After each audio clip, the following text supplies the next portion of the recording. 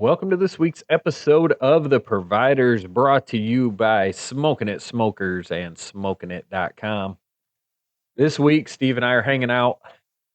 Unfortunately, we're going to hit on the sad topic of EHD a little bit. But after that, we are going to jump into a couple of buck stories. Not only are they fun, but there's also something to be learned by them. We discussed a little bit about how we've evolved as hunters and what has led us to maybe be more successful as we've evolved in this crazy world of trying to get it done on deer. So stick with us. This is going to be a fun episode, and we are getting into the prime portion of deer season. Nothing cures a troubled mind like leaving boot prints in the mud. As that crisp morning air stands up your neck of hair and your adrenaline starts to flood. When you're a provider, you understand the things the woods can do. How you can lose yourself in the things that you love, but you can find yourself in them too. Yeah, we're the hard-working, hard-hunting, freeze-a-fair land providers. Yeah, we're the hard-working, hard-hunting, freeze-a-fair land providers. Who doesn't love making a delicious meal for their family? Smoking It Smokers allow you to do just that. Simply set the settings and walk away, only to come back hours later to have a delicious meal waiting for you. Smoking It Smokers, when only the best will do. Dude, tried these? I just did. What's this What'd you spiked? think? That's pretty good. Dunkin' coffee spiked. I don't even know what the spiked part of it is, though. What are we spiking it with? Oh, 6% alcohol. 3% cocaine. I have no idea, but they're delicious, right? This is amazing. We'll be up the rest of the night. Oh my goodness. Stick with me, I'll get you all sorts of stuff, man. The things that we couldn't do when we were on television. It's kind of refreshing. So unfortunately, I gotta start this one off with some bad news. Number one is that I have my headphones on. Okay, now I feel better. So obviously heard down in Ohio about EHD hitting, especially the east side of Ohio, which fortunately for us, where we hunt, hasn't really been affected. I think they've been getting a couple reports or whatever, but I think they're up to like almost 8,000 deer that have been reported dead down there. Good Lord. Yeah. So, Holy cow. for those of you that don't know, EHD is it's a tiny little. It's a disease that's caused by a tiny little bug, almost like the size of a fruit fly. It tends to lay its eggs and nest near water. So on drought years, from what I've read about it, is that when the water starts to decrease in size, so if you've got a pond and you start shrinking it up and you're exposing all that under muck and mud and all that, that's like a great breeding ground for them. And then as those deer come in to get drinks of water, obviously, because if it's a drought season, it's probably hot and they're thirsty. These little tiny flies can bite them, and it causes swelling in their brain and then causes super high fevers, which then make the deer want to move towards water because they're so hot. And unfortunately, if you have deer that are dying of VHD, typically it's where you're going to find them is somewhere or near a pond or a creek or whatever tends to be the place to do it. So I've got my brother-in-law's future wife's brother. Sounds crazy. I'll map it out for you at some point. But anyways, I know this guy. I swear we've met twice. And Some of those family trees don't come together. really big branches, okay? It's not straight up. And he actually has found all of his target bucks dead down in Ohio from EHD. just absolutely get decimated down there. And then I had heard from a couple people right here local to us. Actually, both of us have hunting property in this specific town. I've heard from 2 different people now that they found some dead deer around their ponds. Which I guess the saving grace is we're partway through October and they're just starting to find them. So I'm hoping maybe we're on the tail end of it. We're not going to get that hardcore die off, but Once we get a frost and stuff, doesn't it kill those bugs? I think off, I think probably? that does help kill them off. And so obviously our temps are starting to drop now. We're starting to get more rain, so I'm hoping maybe that has something to do with it. But yeah, the dreaded thing nobody wants to hear about is EHD, right? Right. Because the guy I know from down in Ohio, my brother-in-law's fiance's brother, he spent some money recently and bought a farm down there. He said everything's like decimated. Like he hunted the other Jeez. night, he saw a single doe. Like that's not a 1-year fix. Like Right. next year you're not going to have 4.5-year-old bucks running around on your property. Like if those deer die, you got 3.5, 4.5 years to get them Right. to get the new ones back up to age. So, I mean, it's frustrating. I remember it happening around here. You remember that like 8-10 years ago? It got kind of bad. I know it happened along the Maple pretty hard. Like it hit that area real hard. Yeah, and I don't know. But again, that's a major water source with the river, so you're Right. gonna find them like along the rivers. And I don't know where I've actually hunted, if I've ever actually found. I'd take that back. I did have access to a property that had a creek on it, and we did find a couple dead deer 1 year, but it wasn't like a devastating type Yeah. thing. But It was like probably 3-4 years for a bounce back on it with the property that I know of that was hit pretty hard. But again, that's not factoring in your nice big bucks. You know what I mean? Right. So I don't know. It might take a while. one thing that did surprise me, I was doing a little reading on it, and they actually said though that when the new bucks get to be like 1.5, 2.5 years old, they tend to have bigger antlers than the current deer that died off do, because the population's down so much that they've got all this vegetation and nutrients no available to competition them. and stuff. So Maybe. so they actually say that the deer can come back bigger out of it. Also, something I didn't know is they said that the fawns can actually develop almost an immunity to it, because it doesn't kill every deer that it affects. The deer can actually live with it. So if the does are affected but didn't die, their fawns can actually have some antibodies in them that can prevent them from getting it. So I mean, there's a lot of crazy stuff that goes into it.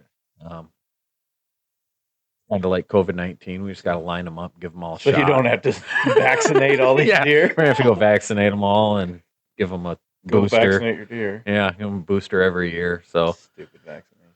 so yeah, unfortunately, we're dealing with a little bit of that around here. Hopefully we don't run into it at our properties. I've got a pretty good sized pond on mine that I've checked, and I haven't seen anything. So I'm hoping I'm good. But to anybody that is affected by it, I guess all I can really say is that it sucks and we feel for you. But hopefully they come back bigger and better. So Honestly, thank you for explaining it, because I was way off on my theory. I thought a bug like went up their nose and then lodged in their throat, and then they couldn't drink or eat or something, and that's why they were by the water. I don't know. yeah, I didn't know. I mean, I knew a little bit, but I did have to read up on it to make sure I knew what was going on with it. But yeah, it's pretty deadly to them, that's for sure. For being such a little bug, it affects them. They say actually it can affect anything with hoofs. So cattle, livestock, all that stuff. Said it usually just affects deer. Most studies have shown if a deer is affected with it, that the venison is still okay to eat. The only thing I've really seen is to be leery of getting any kind of spinal fluid or brain matter meat, because that can be, the infected part of the deer. Which I think normally when you're processing a deer, you're not cutting into their brain and you're not cutting their spinal cord and that type of thing. But if you are leery about that, all I can say is do your own research, see if you're comfortable, eating that venison. Here's my theory. That is what would cause a zombie apocalypse. Deer with EHD walk around like zombies before they die. They're not afraid of people. They just walk up like doo-doo-doo. Yeah. So if it winds up getting into humans, zombie apocalypse. Here we go. Mark my words. Let's start it here. New theory. Brought to you by Steve Ackright. That's how a zombie apocalypse could actually happen. You heard it here first on the providers, ladies and gentlemen. Oh my goodness. So we got to talk about something positive. Yeah, thanks for the depressing. Yeah, this is bringing me down with my Dunkin' spiked iced coffee. Just delicious. All right, so I'm looking over your shoulder. I don't know if viewers can see over your shoulder or not, but I'm looking over your shoulder at your wall of fame here. And there's one deer up there that I remember being a part of, and I think we've got to recap this story. So you shot that deer when we were down in Ohio, right? That one? Yep. Yeah. Okay. The big 8. Yeah, with the hole. He's got the Big- cool hole big in mainframe his 8, yeah. horn. Yeah. So that one is one that I'm going to remember forever. And you always say that, but then I look around the room, there's some of these little racks and stuff that you're like, and then you got to really dig. But this is one that kind of, it made me feel good as far as where I was at as a hunter, which is a weird thing to say, right? So here it is, my birthday. Favorite time of year to be in the stand. So hang on. Back me up. I am backing you. So you said that this was like your turning point as a hunter. So I'm looking around this room right now because you have killed a lot of bucks before you shot this deer. Right. And granted, I mean there's some smaller ones floating around in here Right. from back when we were all starting out, Right. teenage years and stuff. So was it because he's your biggest? Honestly, it was because of what I did in the moment and the things that I did or didn't do while he was coming in. Okay. So why I say it was a turning point for me is that typically I have screwed up on so many deer, it's ridiculous. Like you get the jitters or you trying to do everything just right and you're overanalyzing, you're overthinking, and you're trying to do everything you can to seal the deal on this deer, right? This time I just made the right calls and the right move in that moment that I was able to sit back and go, wow, that's something that I wouldn't have done years ago. And maybe that's why I killed this deer. All right. So you shot this deer from Steve Stand. Was that the first year that stand was up there? No. I want to say it was the second year. The first year, I remember I hit a nice one, but I hit it in the shoulder. We couldn't Oh, find that's it. right. Okay. And actually, the very first year, I went in there with a climber on the last day of our hunt and hunted an all-day sit. Never saw a deer. Got down, and Jay was like, "Oh my gosh, I'm so sorry." And I said, "Nope, I will be right back here next year. This is my spot." So then Jay and I just started coming up with a plan of what we wanted to do. He found this it's a tree, but it's a group of trees, and they got big old trunks on them. It's like a tripod. Basically, like a reverse 3 or tripod, 4. yeah. There's the main one has 3 trunks that go up, and then there's another one beside it. So it's like you have 4 huge tree trunks, you Right. know. And then we put this 20-plus-foot ladder stand. That's up. probably the tallest ladder stand I've ever seen. Yeah, it's up there, and then it's right in the middle of all those trunks. So like you're in there, like Yeah. it's pretty sweet. And then you're up on top of a hill, so you feel like you're a mile high, and that's the stand that takes forever and it's hard to get up into and all that. You know what I mean? Like it was a trek. But the cool part is so it's my birthday. And so that's November 11th, prime rut. And you know what happens on my birthday? Oh, everybody calls you and your phone goes stupid the entire day. Mm-hmm. Mhm. So I remember I was standing up. I got a text message from my sister-in-law. Said, "Happy birthday. Hope you're having a great day down there." Whatever, you know, she knows I'm hunting. I text her back, "Thank you," and I put my phone back in my pocket, and I looked over my right shoulder, and there's a bean field that year behind us, which had been picked. But you know that feeling when you just glance at a deer and you're like shooter, you know? So I glance over my right shoulder. I get a look at this buck, and he's headed right at me. He's 50, 60 yards out, but just on a straight walk. I remember actually saying out loud to myself, I turned and grabbed my bow and said, "Good Lord." So the difference of what I did, though, I grabbed my bow, I put my release on, and I've got, again, my back is to this big old tree trunk, right? I stood there, face straight away from me, and I'm like, he's either going to be on my right or my left. I never turned around. I never looked. I just stayed still and faced away from him, which was the hardest thing ever, because all I could hear was now my heart's going doom, doom, doom.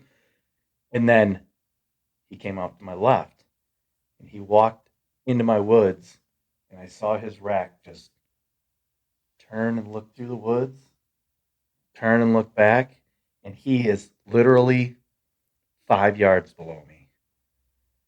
And I'm like, holy crap. So I wait. He starts to walk. I draw back. I wait for him to clear that next big tree trunk. Yeah. 10 yards, quartering just a little bit. Perfect shot. He goes 30 yards and drops. And I can just see him.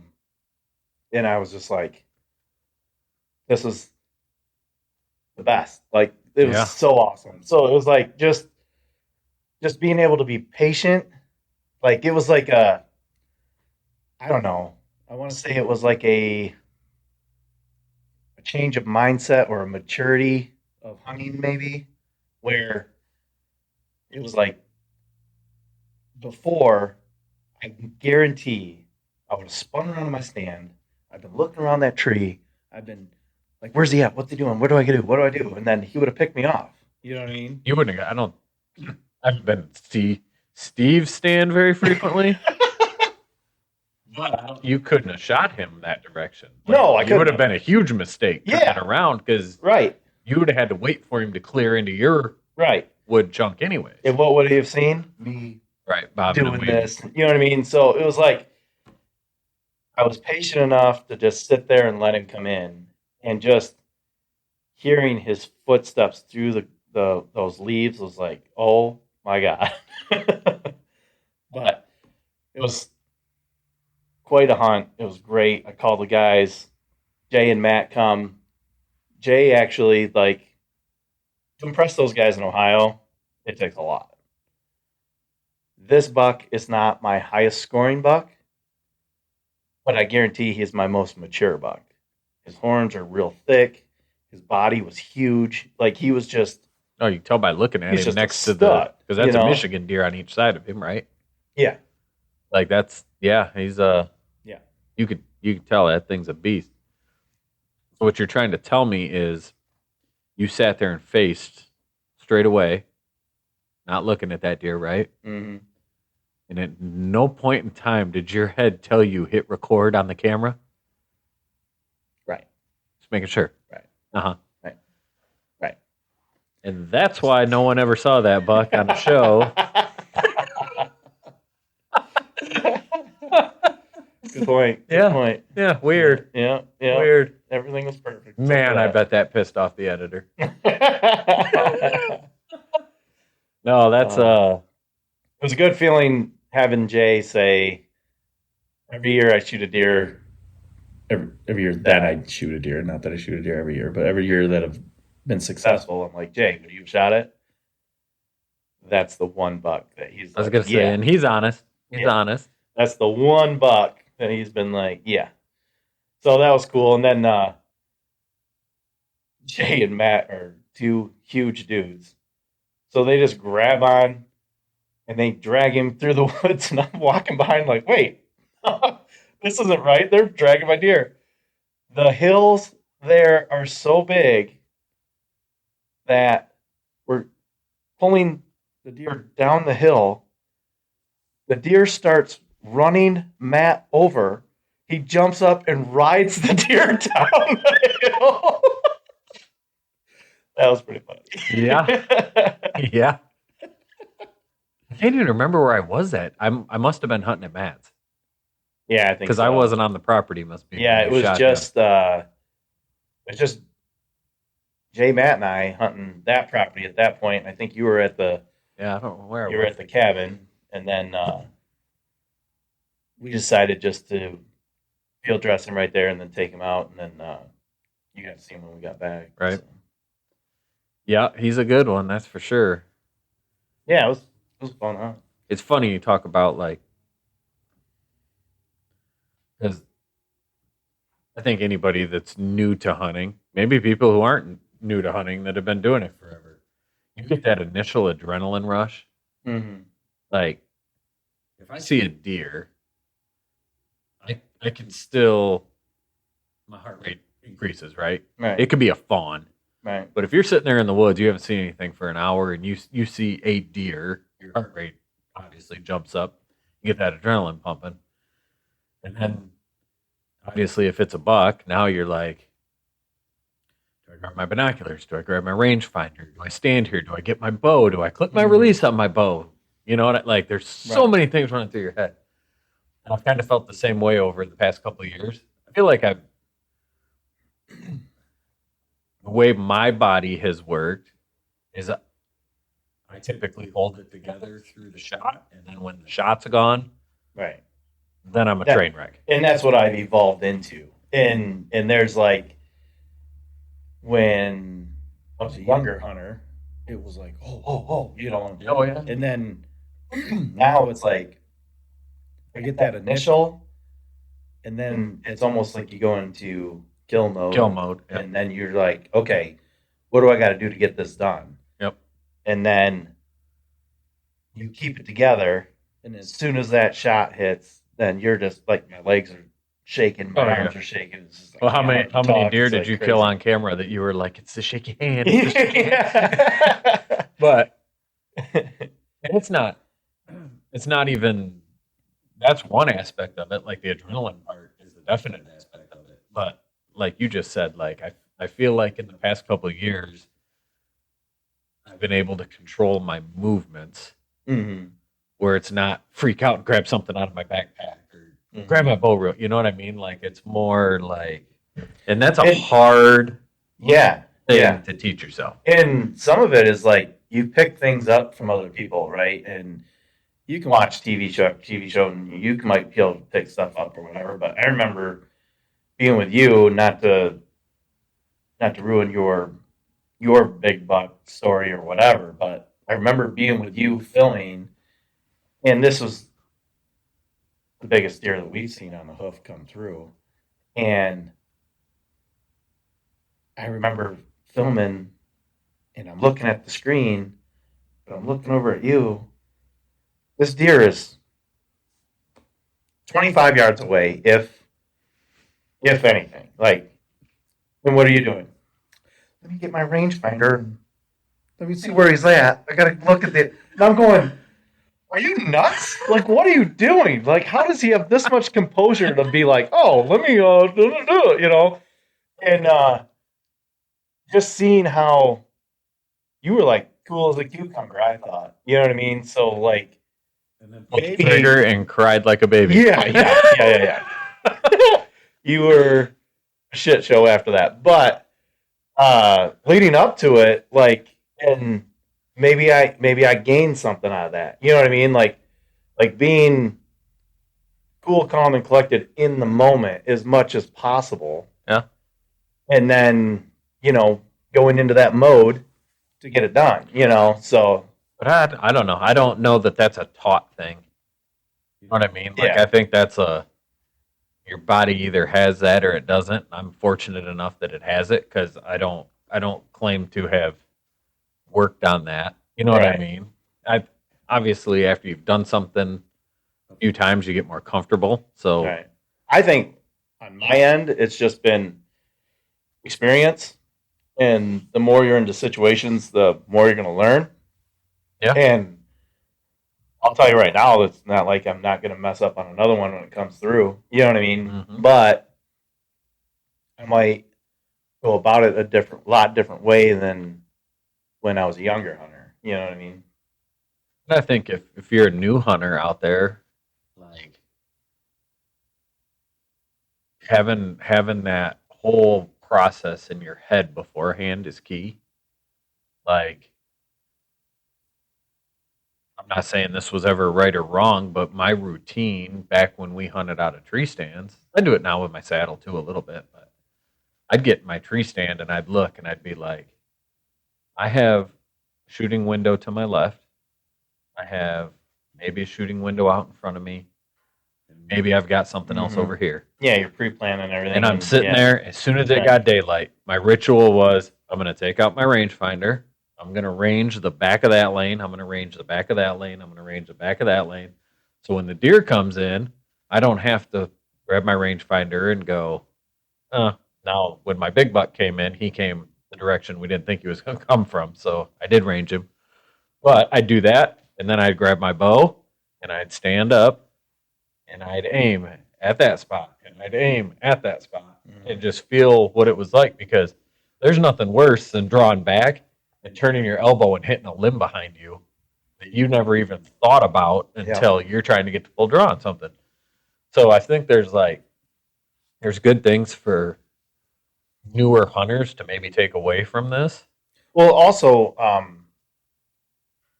I don't know if you do this or not. I almost do it to a fault, which I found out last year. But I now, when I'm in the woods, and everybody's standards are everybody's standards, right? Like, I'm not trying to say only shoot this kind of deer or that kind of deer.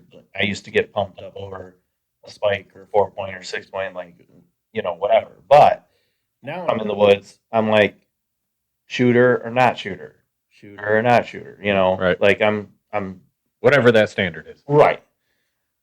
When I look over and I say shooter, I am done looking at that rack. Mhm. Like, I am going into, where is he going into my shooting lane? Aim small, hit small, you know, aim small, miss small, you know, like, just I'm going into kill mode, right? So, like the deer story that I just said, I gave him one glance and was like, shooter. I'm not thinking about it again. So what's hard about that is I shot that deer and I'm instantly texting you guys. Right. You guys were like, what is it? How big? What is it? My response was, I don't know. He's mature. Yeah, I And you're remember that. What are you talking about? It's a big mature deer. Was it a 10 point? Was it an 8 point? Don't ask me the specifics. I have no idea. And they're like, come on, man. Like I just go into like, if I'm looking at that rack, I'm probably going to shoot it in the horns. Like I just need to clear that out of my head, and I know that it's a shooter. I got to look at those vitals. I got to concentrate on what I got to do. You know what I mean? So here's a question, and this would be more towards guys that haven't hunted as much as we have. When you look at the vitals, do you picture where your arrow is going to enter the deer, or do you picture where your arrow is going to exit the deer? Ooh, that is a good. I'm always concentrating on where it's going to enter, but I've had some quartering away shots where it's like, okay, this will be good in this quartering situation. Right. Where actually Ron had, well, when we were younger, like younger hunters, he did quartering shots that I was like, whoa, you hit it. And he's like, yeah, he did that on purpose. You know what I mean? Like you have to know the angle of the deer is going to change where you want that shot placement. 100%. And I don't know, it was 3 years ago maybe. I shot that one at 30 yards. That was quartering probably the most. I guess it came out and it turned. Yeah. And I was like, instantly drew back 30 yards, take him, and it wound up being. Jay thought it was the best blood trail he's ever seen. So, but when I'm in the moment, I'm so focused on where I want that entrance. I find I do the same thing. I look at the entrance. However, what I would say is, if you talk to guys who think about the exit hole, which is smart, I mean, make sure your entrance isn't going to bury it into its far shoulder, and you're not going to get a pass through, Right. or you're not going to have crap for a blood trail. I mean, been there, done that. Right. It's crazy is like on 3D shoots and stuff. Like you're trying to get. I don't know if you've ever done or also a techno shoot. Yeah, I was going a to say video shoot or techno shoot where it's the video screen and then you're shooting with a blank tip or whatever. To get the best score, I'm actually kind of looking at where's its back leg at and where's, you know what I mean, like Right. trying to get the best shot. But in reality, I should be doing that on my hunts, but I don't. But I think I guess that I'm not I thinking- think doing that helped teach us Yeah. like that. If you guys You almost do it more if you naturally. at that haven't looked point. into doing like a video hunt, or we called it a techno hunt or whatever, it's like a 20 or 30 yard room with a video screen at the end of it. Yeah, I think it's 20. You go in and it's kind of like bowling, where Hunter 1 is up and Hunter 1 knocks an arrow, and this screen pops up with a hunting scenario. So maybe you got a And the white-tailed screen's deer. like the size of the wall. So, Yeah, it's realistic looking, but the deer could be 35 yards away from you behind a bush, or it could be 5 yards away from you, like you're standing above it in a tree stand, and you have to draw back within a certain amount of time and shoot and the that deer's deer. actually moving around, or deer, elk, or bear. Or Yeah, whatever it's you're- actual yeah, video of the animal, right. and whenever you decide to take your shot, you get scored on. It shows the vitals Where it and where hit. you hit. Yeah. But it did help teach you that if a deer's 5 yards underneath your tree stand, you got to aim a lot different Right. than if the deer's 35 yards out and you're at eye level with it. And Also tell you if it's quartering 2, you're going to get 0 points because that's not the shot that you want. yeah, You know? they actually wouldn't even Right. give you credit for a quartering 2 shot. I know there's people that take them, whatever, but I think it's important to think about not only the entrance hole but also the exit. I'm the same way. I'm picking a spot on the front side of the deer and Right. pulling the trigger and trying to hit 2 lungs and not one. Right. You know, we have found if deer are too close underneath you, it's real easy to single lung them. Yeah. Because you're shooting that arrow right straight down. You're not getting it horizontal to catch 2 lungs. Sometimes you can be too high in the tree, and then you're going to be single lunging the majority of the time. And deer live with a single lung. We've watched it happen, Right. unfortunately, too many times. So yeah, I think you're right. Being able to hold your composure together and hear that deer walking behind you without having to physically watch it walking behind you. Yeah, that's a learned thing. That's not something probably a first year hunter is going to be able to do. But until you go out there and get knocked around a little bit, and make Right. mistakes, Right. I can't tell you how many deer I have spooked away from me in my life trying to figure all this crap out. I still don't have it figured out. I can tell you, I think saddles help Mm-hmm. because when you're facing the tree rather than facing away from the tree, you kind of set up to try to keep the tree in your favor where you think the deer are going to come from. You act like a squirrel and you're on the back side of the tree. Yeah, and you're just kind of Right. sliding whatever side to keep yourself. And then when you draw your bow, you really only have to expose a little bit of your body to be able to take a shot. So I think saddles have helped tremendously, other than the fact that you kind of have to totally retrain your brain on. Yeah, and there's pros and cons to everything, and I think there'll be an episode where we kind of dive into to the ins and outs of it. But for me, it's like I think I could hold still a lot more in a traditional tree stand. I'll admit to that. A saddle is easy to maneuver, and It's like a swing. you kind of swing around the tree a little Yeah, bit. You kind of here. It's always a comfort thing. So you're like, this position's comfortable, and then you sit there for 5 minutes, and you're like, I gotta move. So then you move, and then you're. To me, you're constantly like trying to find that comfort zone atmosphere with it. But when the deer comes in, it's money. You know what I mean? But as long as you're not moving around too much and get busted or whatever before it ever occurs. Yeah. You know? But there's pros and cons to everything. Yeah, I am way more movement oriented in my saddle. Like I'm constantly moving around, swinging, whatever, and I'm like, stop it. I think it's just because it's entertaining and it eats up time. But you're right. Like I will say what's weird now that I've hunted in a saddle for a couple of years, and that's like my primary source of hunting. Mhm. I feel awkward in a tree stand.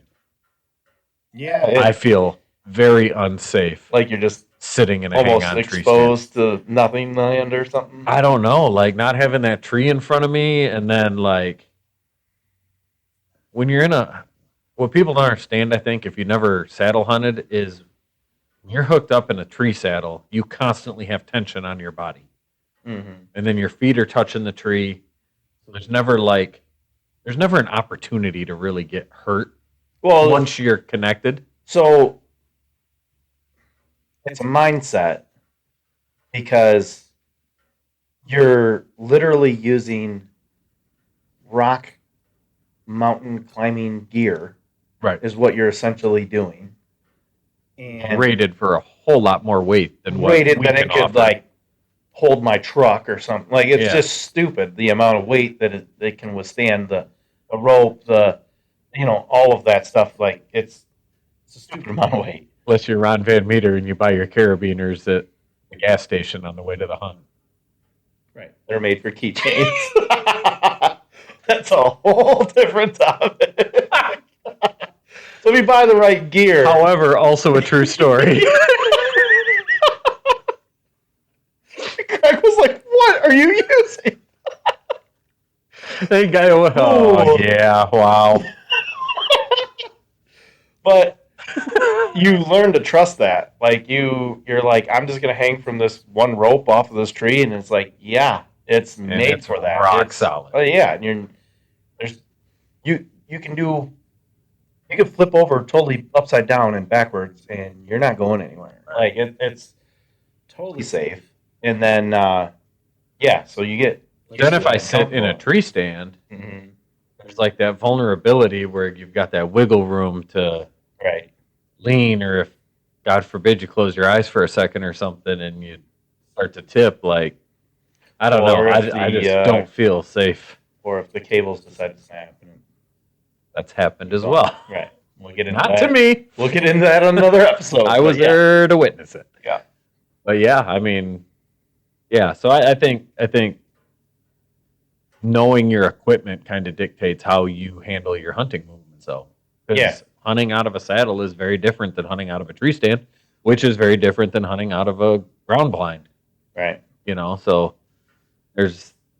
you got to figure out kind of what works for you. But I think a lot of that is practice. And like I said, when I do it, when I get up in the stand every morning, knowing I've drawn my bow back at that specific angle makes it way easier when the deer comes in to just have that confidence that, oh, this is a done deal kind of thing. But, Right. yeah.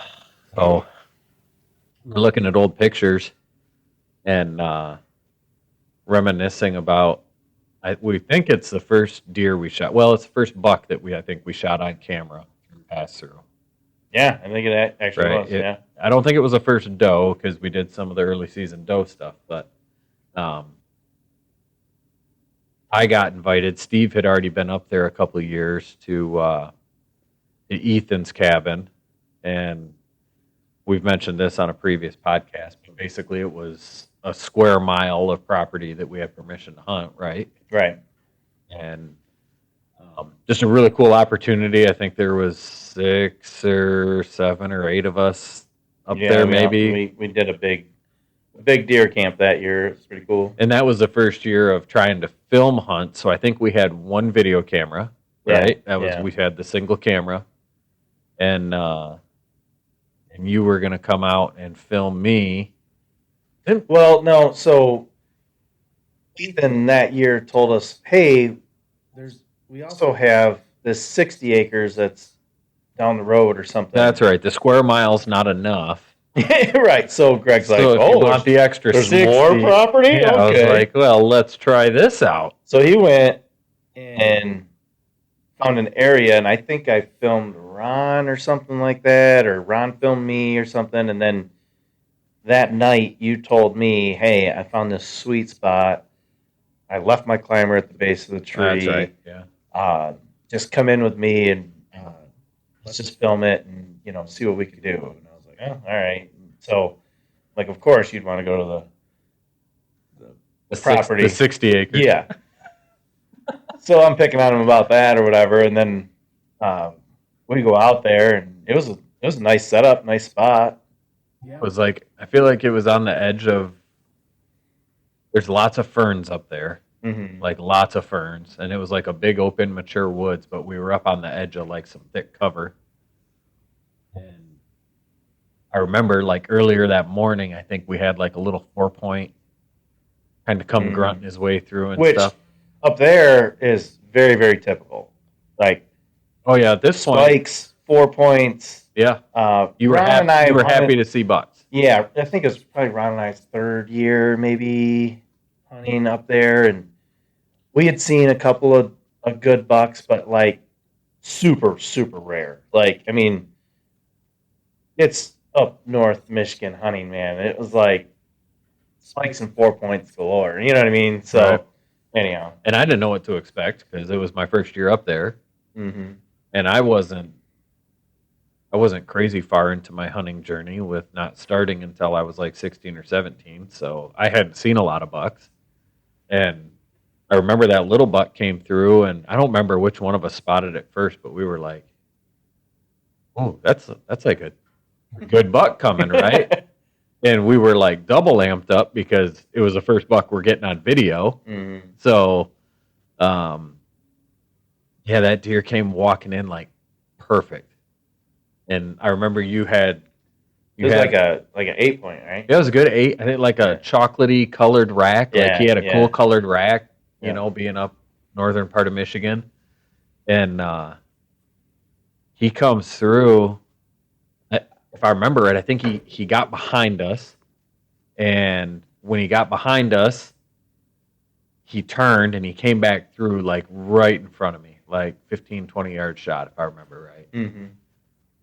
And I remember smoking him with my PSE. I don't know why I remember that.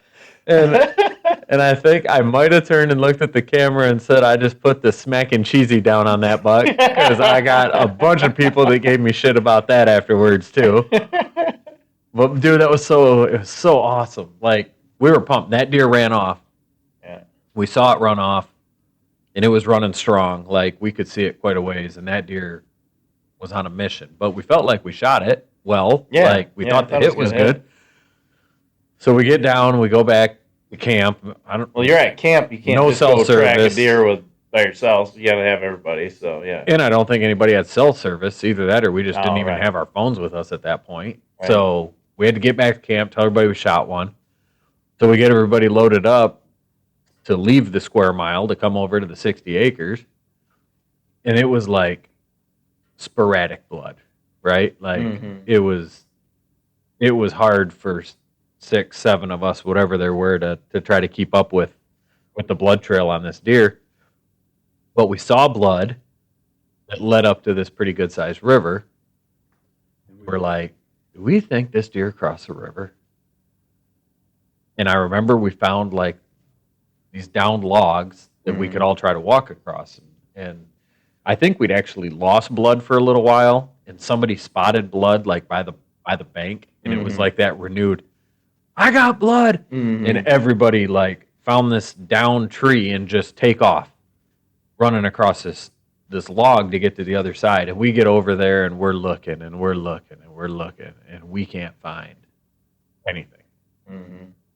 And it got to the point like the hope's fading quickly, and I think we finally just decided to call it, to be honest with you. Yeah, and what sucks is like I'm always like, let's just keep looking. Let's just keep looking. Right. And then everybody's like, dude, we did everything we could do, you know. So, and I think we kept looking, like we kept pushing further away from the river, like Mhm. hopefully somebody's going to stumble on a spot of blood on one of these ferns, whatever, and it just wasn't happening. So we call it. We call it, and We're still on the other side of the river. there's like 7 of us to get back across the river, Mhm. and I think like 2 or 3 people had gone.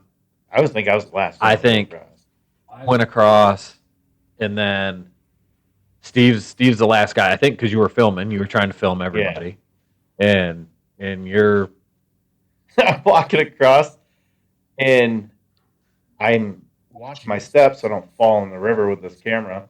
And I look down, and I see this white just flicker. And I looked, and I look over, and I see an 8-point rack underneath.